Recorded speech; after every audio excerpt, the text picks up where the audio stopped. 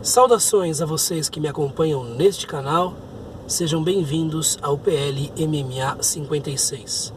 Continuando com nossa série dedicada a leituras acompanhadas de comentário das meditações de Marco Aurélio, é chegado o momento de nos debruçarmos sobre as meditações ou capítulos ou entradas de número 33 e 34 do livro 5º da obra do Imperador Filósofo.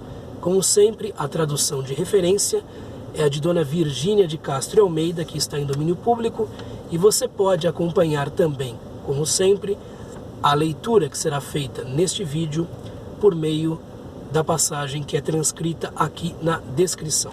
Então vejamos o que Marco Aurélio tem a dizer nestas duas entradas que escreveu de si para si. 33. Daqui a pouco tempo só restará de ti cinza ou um esqueleto, um nome ou nem sequer um nome, e o nome é apenas ruído vão, um eco. As coisas mais apreciadas na vida não passam de vaidade, podridão, mesquinhez, cães que mordem, crianças que brigam, riem e logo a seguir choram. Fé, pudor, justiça e verdade fugiram para o Olimpo, bem longe da face da terra. O que te prende aqui ainda, se é verdade que os objetos sensíveis não têm estabilidade nem duração, se os sentidos, desprovidos de agudeza, são fracos e facilmente enganados, se a tua própria alma pequenina é apenas um vapor do sangue, se a glória perante tais homens é apenas vaidade? Por que não esperas com serenidade o momento de te apagares ou mudares de morada? E até que chegue esse momento, de que precisas? Que outra coisa, além de venerar e abençoar os deuses, fazer bem aos homens, suportá-los, abster-te e considerar que todas as coisas que vês, alheias ao teu corpo e ao teu espírito, não te pertencem, nem estão sob o teu poder?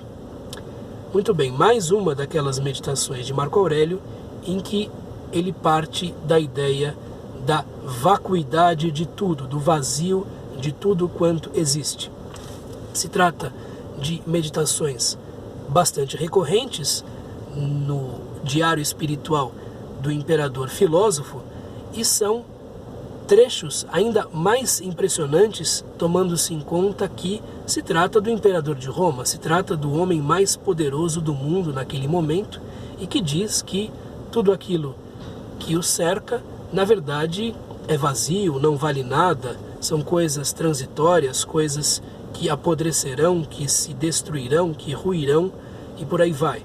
Alguém que poderia estar absolutamente seduzido por tudo quanto o cerca, na verdade parte dessa ideia de que essas coisas não têm valor, não têm nenhum tipo de estabilidade, não têm nenhum tipo de solidez. Daqui a pouco tempo, não há muitos anos, e isso é válido para qualquer ser humano, porque todos nós vivemos muito pouco. Daqui a pouco tempo, só restará de ti cinza ou um esqueleto, um nome ou nem sequer um nome. Talvez nem se lembrem de que você existiu, de quantos soberanos nós perdemos a memória. E o nome é apenas ruído vão, um eco. O nome não é a pessoa, o nome é um rumor, um ruído vão, um ruído vazio, um eco, não é aquela pessoa que foi. Marco Aurélio está pensando, evidentemente, na sua própria mortalidade, naquilo que vai sobrar de si. As coisas mais apreciadas na vida não passam de vaidade, de vacuidade, de vazio, podridão, mesquinhez. Vejam a visão bastante pessimista que Marco Aurélio desenvolve aqui de si para si, neste ponto das suas meditações. E aqui duas imagens, uma de cães que mordem, cães que se entreatacam, portanto há uma selvageria notada entre os seres humanos e uma inconstância que vem na imagem das crianças, crianças que brigam, riem e logo a seguir choram. Então, tanto há algo de selvagem nos seres humanos quanto algo de pueril, de infantil, especialmente na instabilidade das paixões que nos movem. Fé, pudor, justiça e verdade fugiram para o Olimpo, bem longe da face da terra. É uma citação de Hesíodo, o os trabalhos e os dias, verso 197. E as coisas boas foram embora. Um dos tradutores franceses da obra de Marco Aurélio, Barthélemy Saint-Hilaire, observa que é um traço de misantropia, o que se nota aqui, que na verdade não se nota em outros lugares, né? É raro que Marco Aurélio se coloque nessa posição de alguém que despreze os seus semelhantes. Mas o que parece aqui é que há um certo desgosto. Ou há um desgosto, ou há um exercício espiritual de desprendimento da realidade, a chamada descrição física, para que Marco Aurélio se distanciasse dessas coisas que, em momentos de não vigilância, em momentos de maior relaxamento, ele talvez julgasse sedutoras, atraentes, desejáveis. O que são as coisas que te cercam, Marco Aurélio?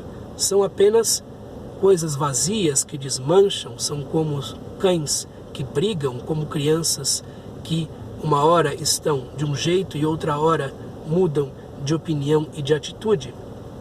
Marco Aurélio continua conversando consigo mesmo. O que te prende ainda aqui, se é verdade que os objetos sensíveis não têm estabilidade nem duração? Tudo passa, tudo se vai, tudo se transforma, evidente. Se os sentidos desprovidos de agudeza são fracos e facilmente enganados. É interessante que a opinião geral do estoicismo é que os sentidos são razoavelmente confiáveis. Aqui é como se ele tendesse mais a uma visão platônica, segundo a qual nem mesmo os nossos sentidos são confiáveis, né? Platônica e cética. Se a tua própria alma pequenina é apenas um vapor do sangue, aqui é um daqueles momentos em que a alma e corpo são confundidos, são colocados na mesma categoria. Lembremos-nos de que os estoicos consideram a alma algo material. Se a glória perante tais homens é apenas vaidade, apenas vazio. O que é a glória? Nada. É, talvez, a sobrevivência de um nome que se tornará cada vez mais esquálido, cada vez menos importante e, por fim, apenas um eco de um ruído longínquo. O que é a glória? Nada. E é o imperador de Roma quem escreve de si para si. Por que não esperas com serenidade de te apagares, por que não esperas com serenidade o momento de te apagares ou mudares de morada? E aqui nós não devemos supor uma passividade como aquela que é narrada na célebre canção de Raul Seixas, Ouro de Tolo, né? Com a boca escancarada, cheia de dentes, esperando a morte chegar. A morte é um processo natural, é aquilo ao qual todos nós tendemos, é, de um certo modo, de um certo ponto de vista, o cósmico, o coroamento da vida, e não devemos ter medo desse momento. Devemos trabalhar interiormente, cada um de nós próprios, para que conquistemos uma serenidade diante desse fato. E até que chegue esse momento, de que precisas? Até que esse momento chegue e o iguale a tudo quanto existe de inanimado, o que é necessário? Que outra coisa além de venerar e abençoar os deuses? Venerar e abençoar os deuses quer dizer ter aquela piedade que se manifesta pela aceitação do próprio destino, da própria sorte, do próprio quinhão, daquilo que lhe cabe, daquilo que cabe a cada um de nós. Fazer o bem aos homens, agir bem, é necessário, é importante, a justiça, né? Suportá-los quando necessário, interessante que Marco Aurélio coloca esta questão aqui. Abster-te, alguns tradutores colocam como distanciar-se, isto é, distanciar-se quando não é possível suportá-los, para não se contaminar com maus sentimentos e nem os atingir. Abster-te de algumas coisas, a abstenção, a abstinência são coisas necessárias, a renúncia em algum modo, em algum nível é sempre necessária, e considerar que todas as coisas que vês, alheias ao teu corpo e ao teu espírito, não te pertencem, nem estão sob o teu poder.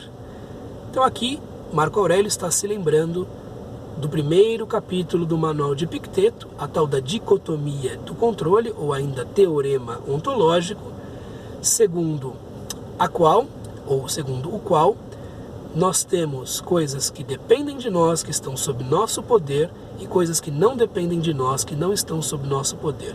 O que depende de nós são as nossas atitudes, os nossos pensamentos, as nossas sensações em alguma medida, a nossa vida interior, o nosso comportamento, os nossos hábitos. Isso são coisas que dependem de nós. O que não depende de nós, o que sucede ao nosso corpo, o fato de sermos ricos ou pobres, o fato de estarmos vivos, o fato de termos ou não posição social elevada, a glória, etc, etc. Essas outras coisas não estão em nosso poder propriamente e elas caem naquela categoria que os estoicos chamam indiferentes. Se você supuser que o objetivo da vida é apegar-se a esses exteriores, fama, riqueza, bom nome, enfim, sucesso e quaisquer outras coisas, você, se por um acaso não obtiver essas coisas, se tornará infeliz. E mesmo que as obtenha, sempre ficará insatisfeito. Por quê? O ser humano, para satisfazer-se, para encontrar a eudaimonia, para encontrar a felicidade e mesmo a serenidade, deve olhar para dentro de si próprio, deve buscar os bens interiores, segundo o entendimento do estoicismo e segundo o entendimento de muitas outras sabedorias da história do mundo. Então Marco Aurélio aqui, em um tom razoavelmente pessimista, e nós já estamos acostumados com esses momentos, diz que tudo que está em volta dele é passageiro e mesmo perecível, se não podre, mesquinho, comezinho, pequeno, e que o que importa é apegar-se justamente a esses bens interiores, ter uma atitude grata com relação aos deuses, ser uma pessoa boa, suportar aqueles que são difíceis, que são problemáticos, abster-se de certas coisas que não nos trazem nada e entender a dicotomia do controle, entender o que é o bem para o ser humano, o que é o mal para o ser humano e o que é o indiferente para todos nós. 34 é uma meditação ou capítulo de tom diferente. Então, se parece que tudo está perdido, ou quase tudo está perdido na entrada 33, em 34 temos algo um pouco mais radiante. Gosto de pensar que talvez tenham sido escritas de seguida. 34. Pode sempre ter uma vida feliz, apesar de tudo ser passageiro, apesar de tudo ser, enfim, pouco durável, né? Pode sempre ter uma vida feliz porque está na tua mão seguir o caminho direito. Isso depende de você. Seguir o caminho direito, ter os desejos corretos, ter as renúncias necessárias, isso depende de você, isso está nas suas mãos. Pensar e proceder com o método, da maneira correta, da maneira mais proveitosa. Eis aqui duas coisas comuns à alma de Deus, da divindade, e do ser humano, do homem, e de todo ser racional. Não poder ser estorvado por outro, colocar o bem em intenções e ações conformes à justiça, e limitar aí os seus desejos. Pode sempre ter uma vida feliz, porque está na tua mão seguir o caminho direito. Depende de você. Pensar e proceder com o método. Essas coisas, de acordo com a dicotomia do controle de Epicteto, dependem de nós. Eis aqui duas coisas comuns: a alma divina, que é puramente racional, e do ser humano e de todo ser racional. Estas duas coisas estão garantidas para nós pelo fato de termos razão, pelo fato de termos uma centelha da razão universal em nossa mente. Não poder ser estorvado por outro, aqui é aquela ideia estoica de que não são as coisas que nos atingem, e sim nossas opiniões sobre as coisas, e também não são os outros que nos atingem, e sim as opiniões que fazemos sobre os outros. Temos uma liberdade de ação e de pensamento total, contanto que compreendamos a nossa responsabilidade, contanto que compreendamos as consequências que coloca essa liberdade, e colocar o bem em intenções e ações conformes à justiça, ir no caminho da justiça, ir no caminho do bem, parece a música do Tim Maia, o caminho do bem. E limitar aí os seus desejos. Limitar aí os seus desejos àquilo que é bom, aos bens interiores e não aos bens exteriores, a essas coisas que são fugazes, que são passageiras, que são perecíveis, que são impermanentes e que não satisfazem a ninguém. Interessante o contraste entre estas duas entradas, a 33, em que parece que tudo é podre, arruinável, não presta, e a 34, em que se diz que é sempre possível a felicidade, é sempre possível uma vida melhor.